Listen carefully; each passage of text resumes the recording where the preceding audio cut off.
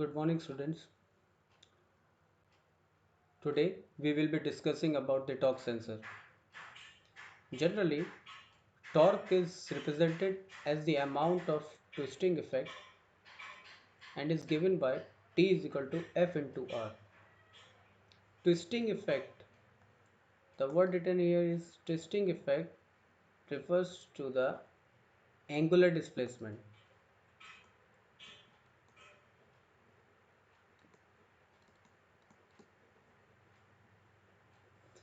इस चीज़ को अगर मैं सिंपल वर्ड में बोलूँ तो टॉर्क है क्या कि किसी रॉड को अगर किसी रॉड को एक एंड से फिक्स करके दूसरी एंड से उसको ट्विस्ट किया जाए, दूसरी एंड से उसको मूव किया जाए, तो दोनों एंड के बीच में उस रॉड के जो सेंटर होगा उसके बीच में क्या होगा, एक ट्विस्ट होना शुरू हो जाएगा। मतलब एक एंड फिक्स है, एक एंड को मूवेबल बनाओ। जो मूवेबल एंड होगा, सपोज वो अगर क्लॉकवाइज में घूमा तो जो दूसरा एंड होगा उस किधर की तरफ मूव करेगा, एंटी क्लॉकवाइज टाइप में लगेगा। तो इन दैट केस जो अमाउंट ऑफ ट्विस्टिंग जो उस रॉड में क्रिएट होगा, that is called twisting effect and that is angular displacement. Say for example कि suppose कोई shaft है, suppose this is the shaft। Motor के साथ आपने देखा होगा shaft को हम लोग लगाते हैं।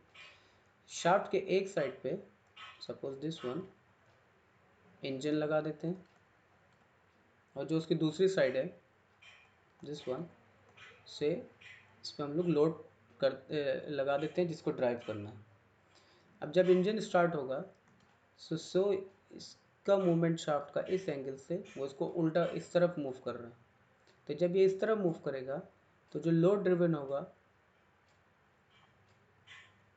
उसका मूवमेंट किधर होगा, अपोजिट डायरेक्शन में। ये फिक्स है, शाफ्ट स्ट्रेट शाफ्ट है, एक को मूव कर रहे हैं ऐसे इंजन की तरह में, तो वो एंटी क्लॉकवाइज घूम रहा है और लोड किधर मूव करेगा, क्लॉकवाइज, जिसकी वजह से ये जो शाफ्ट का जो सेंटर है यहाँ पे ट्विस्ट आना शुरू हो जाएगा, ये मुड़ने लगेगा। That twist is called angular displacement.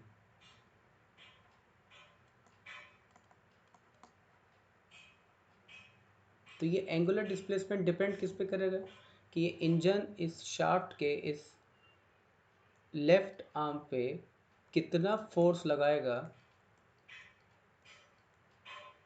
और उस फोर्स की वजह से शाफ्ट के अंदर कितना रोटेशन होगा, वो रोटेशन डिफाइन करेगा इस शाफ्ट का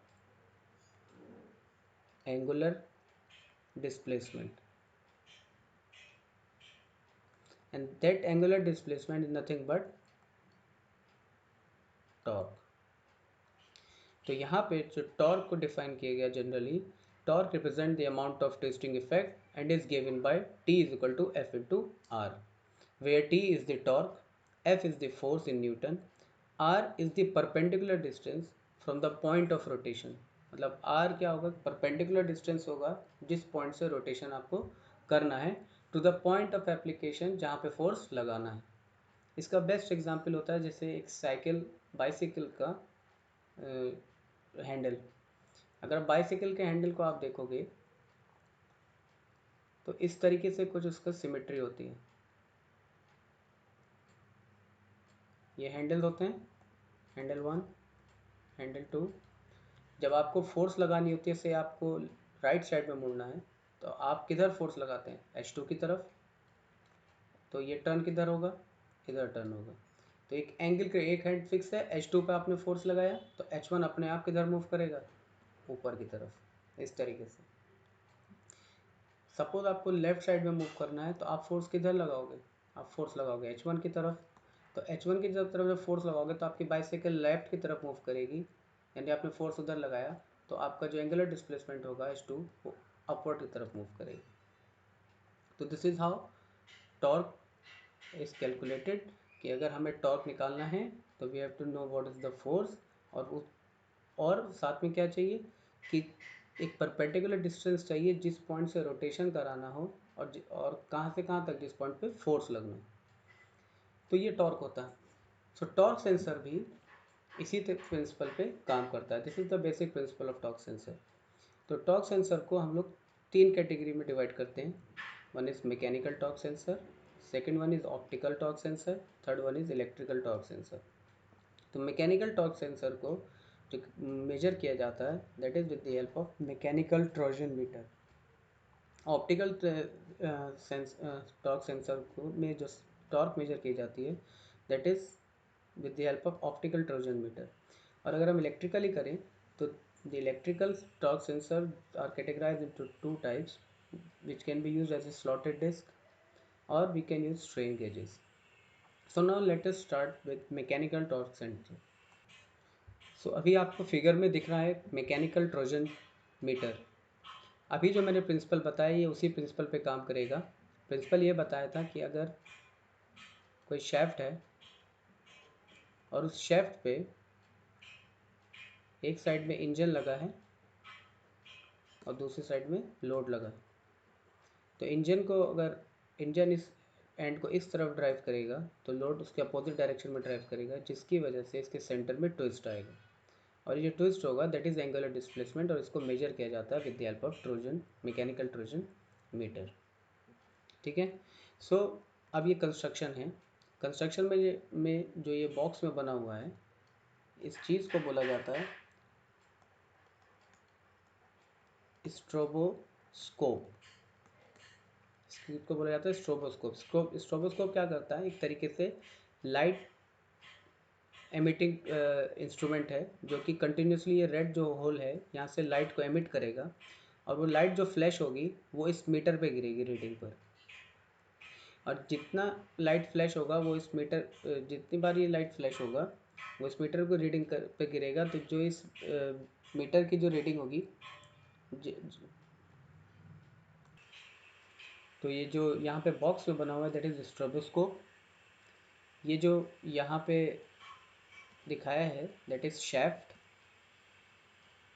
ये भी शैफ्ट है, ये भी शैफ्ट है। शैफ्ट के साथ दिस वन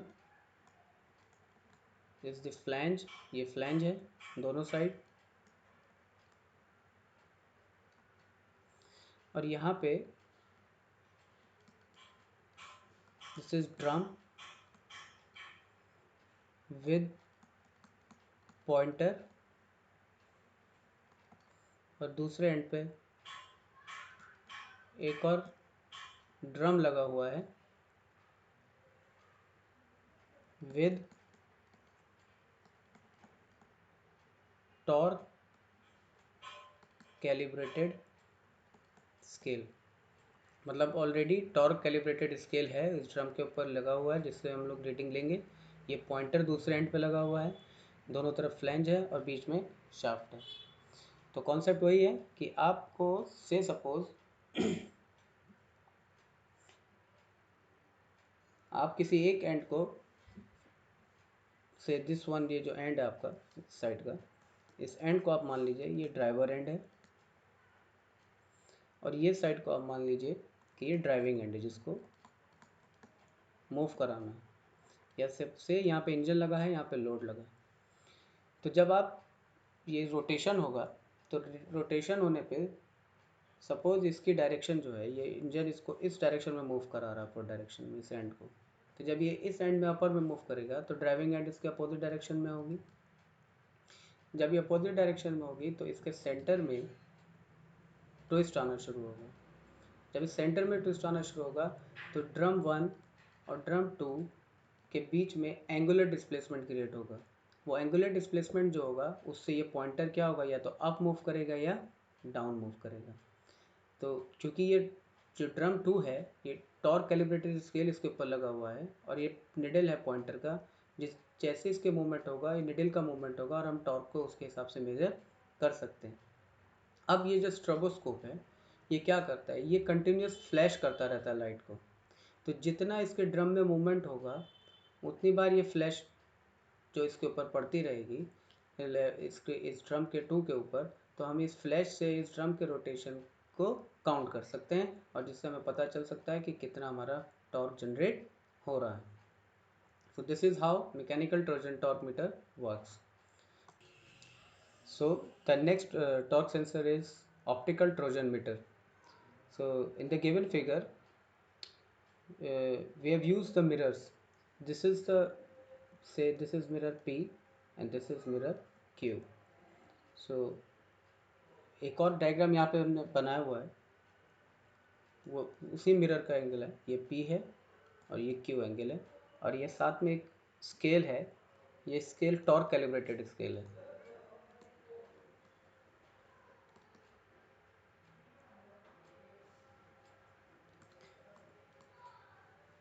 और तो इसके टॉर्क कैलिब्रेटेड स्केल के साथ हम लोग टॉर्क को मेजर कर सकते हैं. अब डायग्राम को देखते हैं. डायग्राम में इसमें सब अगेन एक शैफ्ट है. दिस इज शैफ्ट जिसके ऊपर टॉर्क लगना है, और ये एक फ्लैंज है उसका साइड में. ये सेकंड फ्लैंज है. ये जो येलो लाइन सेंटर से दिखाया that is the axis line, line of access.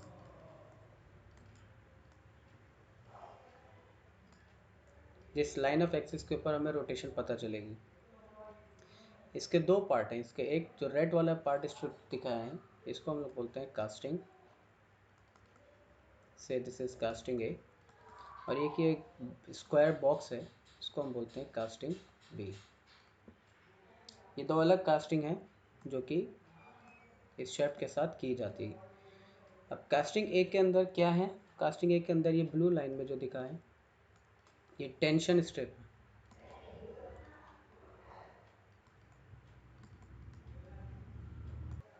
तो इसका नाम टेंशन स्ट्रिप इसलिए पड़ा कि जब इसमें रोटेशन होगा तो इसके अंदर टेंशन क्रिएट होगी और टॉर्क जनरेट होगा, तो इसलिए इसका नाम टेंशन स्ट्रिप पड़ा. अब ये काम क्या करता है, किस प्रिंसिपल पे काम करता है? जैसे कि लिखा है ऑप्टिकल ट्रोजन मीटर, यानी ऑप्टिकल लाइट को की वजह से टॉर्क को मेजर किया जाएगा. तो सीधा कॉन्सेप्ट ये प्रिंसिपल देखिए कि जब आप जानते हैं कि मिरर्स हम लोगों ने लगाया पी आर क्यू और ये शाफ्ट है, जब हम एक साइड पे इंजन लगाएंगे, एक शाफ्ट को एक साइड को इंजन से कनेक्ट करेंगे और दूसरी साइड को लोड के पास कनेक्ट करेंगे, तो इंजन जब फोर्स लगाएगा तो इससे अगेन कॉन्सेप्ट वही कि इंजन जब अपवर्ड में फोर्स लगाएगा तो फ्लैंज किस वर्ड में मूव करेगा? लोड का डाउनवर्ड में, जिसकी वजह से इसके सेंटर पे एक्सिस के रोटेशन आना शुरू होगा. जब सेंटर पे रोटेशन आना शुरू होगा तो मिरर जो अपनी पोजीशन पे है वो डिस्प्लेस करेगा. जो अभी पोजीशन है वो पोजीशन डिस्प्लेस होगी. जब वो पोजीशन डिस्प्लेस होगी तो उस पोजीशन के डिस्प्लेस होने से जो ट्विस्ट क्रिएट होगा, जो एंगुलर डिस्प्लेसमेंट क्रिएट होगा, वो हम लोग वो हम लोग को मेजर करेंगे with the help of torque calibrated scale. से फॉर एग्जांपल कि अगर इनिशियली लाइट इसके ऊपर फॉल की, जब कोई टॉर्क क्रिएट नहीं हुआ, यानी कोई एंगुलर डिस्प्लेसमेंट नहीं हुआ, तो ये लाइट सपोज पी मिरर के ऊपर गिरी, ये लाइट रिफ्लेक्ट होगी, किधर जाएगी? क्यू मिरर के पास, अपवर्ड डायरेक्शन में. ये कब हो रहा है? जब कोई एंगुलर डिस्प्लेसमेंट या कोई ट्विस्ट क्रिएट नहीं हो रहा. ये क्यू वाला रिफ्लेक्ट करके इसको भेज देगा इस पॉइंट पे, और हम इस पॉइंट की रीडिंग से टॉर्क को मेजर कर सकते हैं कि यहाँ पे टॉर्क लगा कि नहीं लगा. अब जब इंजन स्टार्ट हुआ, मोटर ने इसको मूव किया अपवर्ड डायरेक्शन में, तो लोड साइड का जो फ्लैंज होगा वो मूव होगा डाउनवर्ड डायरेक्शन में, जिसकी वजह से कास्टिंग बीम में जो मिरर है उसकी पोजीशन चेंज होगी. तो जब मिरर की पोजीशन चेंज होगी तो ये क्यू वाला जो मिरर है, ये मिरर मूव करके अपनी पोजीशन से ऊपर की तरफ चला गया. जब ट्विस्ट हुई तो ये पोजीशन हुआ, तो ये पोजीशन ऊपर की तरफ शिफ्ट हो गया क्यू का.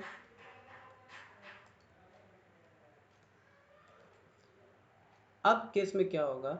जब ये क्यू की तरफ पोजीशन शिफ्ट हुई तो जब जो लाइट इसके ऊपर पड़ी थी वो अब लाइट यहाँ नहीं आके सीधा क्यू डैश के पास जाएगी ऊपर. ऊपर ये अपना मिरर को रिफ्लेक्ट होगा, किधर जाएगा? ऊपर. तो इससे हमें क्या होगा? रेड रीडिंग जो थी, येलो रीडिंग, दिस रीडिंग 1, ये कब आई थी? जब टॉर्क नहीं लगा था. रीडिंग 2 कब मिली? जब ट्विस्ट क्रिएट हुआ, एंगुलर डिस्प्लेसमेंट आया, तो मिरर ने अपनी लोकेशन को चेंज किया और लाइट P से PQ डैश तक पहुंचा, डिस्प्लेस क्यू डैश के पास, और अपनी रीडिंग को उसने पहले वाली रीडिंग से चेंज करके आप चेंज कर दिया, और आप उसके हिसाब से टॉर्क को कैलिब्रेट कर सकते हैं। ठीक है, तो this is the overall working of optical trojan meter. Simple है कि आप जैसे ही फोर्स लगता है इंजन से, ट्विस्ट क्रिएट होता है शैफ्ट के अंदर, मिरर्स की लोकेशन चेंज होगी, तो जो रिफ्लेक्शन होगा वो भी अलग अलग पोजीशन पे दिखेगा। वो जो पोजीशन होगी रिफ्लेक्शन ऑफ द लाइट की, उसको मेजर करते हैं with the help of torque calibrated scale. The third category of the torque sensors are the electrical type, which is subdivided into two types. One is using strain gauge and another one is using slotted disc. The given diagram is for the strain gauge electrical type Trojan meter. The diagram is very simple. The R1, R2, R3, R4 are the strain gauge, और ये जो second diagram है that is the front view of the shaft. ये एक shaft है, shaft के side से ये फ्लैंजेस हैं, और ये शाफ्ट है। तो शाफ्ट का जो टॉप व्यू है वो टॉप व्यू कुछ इस तरीके से है कि यहाँ पे ये हमने स्ट्रेन गेज लगाए R4, R3, R2, R1, ये स्ट्रेन गेज लगे हुए हैं। कॉन्सेप्ट वही है कि जब आप फोर्स लगाते हैं किसी एक एंड पे, तो से आपने जो आपका जो ड्राइविंग एंड है, ड्राइवर एंड वो ये है, आपने फोर्स लगाया तो ये मूव किया अपवर्ड डायरेक्शन में। ये एंड जो जो लोड का एंड है वो मूव करेगा, जब ये अपवर्ड में मूव करेगा तो ये डाउनवर्ड डायरेक्शन में मूव करेगा, इस डायरेक्शन में, जिसकी वजह से इसके सेंटर में क्या होगा, ट्विस्ट आना शुरू होगा। सेंटर में जब ट्विस्ट आएगा यानी एंगुलर डिस्प्लेसमेंट होगा, तो इसके ऊपर स्ट्रेन गेज लगे हुए, तो स्ट्रेन गेज के अंदर भी जो होगा डिस्प्लेसमेंट होना शुरू होगा। और जब स्ट्रेन गेज के अंदर डिस्प्लेसमेंट होना शुरू होगा तो उसके जो रेजिस्टेंस है उसके अंदर वेरिएशन होगा। उस रेजिस्टेंस को हम लोग मेजर कर सकते हैं with the help of Wheatstone bridge.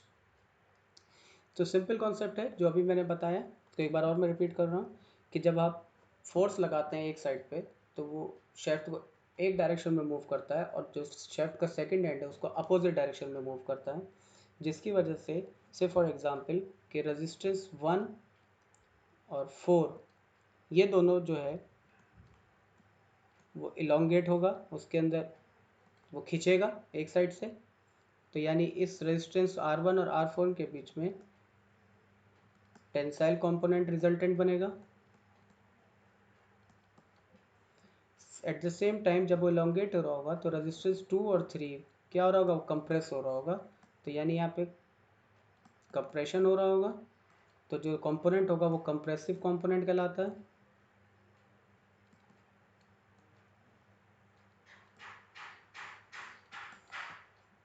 तो with the principle of strain gauge, जब रेजिस्टेंस में वेरिएशन होगा, एक एलोंगेट हो रहा है, एक कंप्रेस हो रहा है, एक खींच रहा है और एक छोटा हो रहा है, तो इसकी वजह से रेजिस्टेंस में वेरिएशन आएगा, और रेजिस्टेंस को मेजर कर सकते हैं with the help of Wheatstone bridge, और हम लोग उसको मेजर कर सकते हैं कितना एंगुलर डिस्प्लेसमेंट आ रहा है। This is how strain gauge trojan meter works electrically. The final torque sensor is slotted type disc Trojan meter. The construction is as such. It consists of a shaft, flange on both the sides of the shaft. It consists of two slotted discs.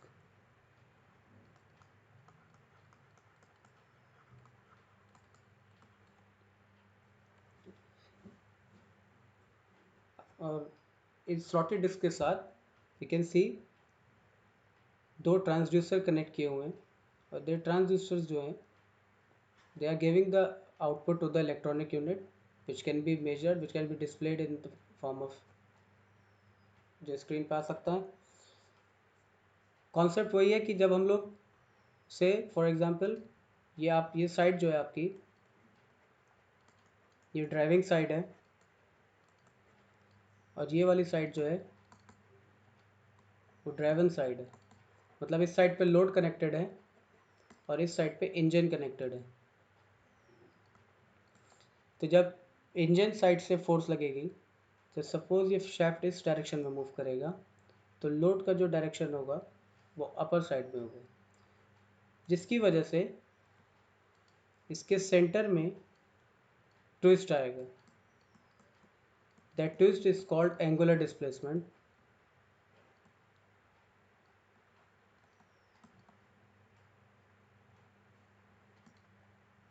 जब ये angular displacement या twist होगा, तो there is a relative displacement occurs between these two slot. It means से यहाँ पे दो slot जब डिस्प्लेसमेंट नहीं हुआ था, ट्विस्ट नहीं हुआ था, उनकी लेंथ एल थी जो कि फिक्स लेंथ थी।